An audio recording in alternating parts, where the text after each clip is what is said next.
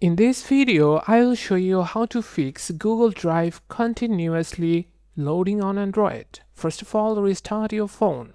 A simple restart can fix temporary app freezes and loading issues. After that, check your internet connection.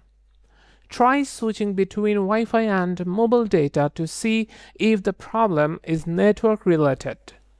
Next, let's clear the Google Drive cache.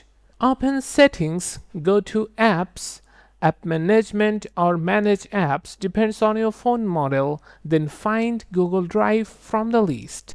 Then tap on Storage, tap Clear Cache or something like that.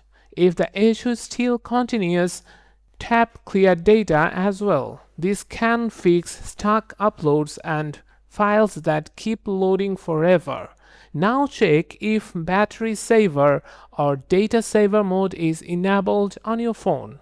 These settings can restrict Google Drive from syncing properly in the background, so turn them off temporarily and test again.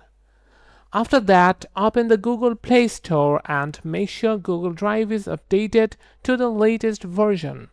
That's it. One of these methods should fix Google Drive stuck on loading issue on Android. If this helped, don't forget to like and subscribe for more quick tech tutorials.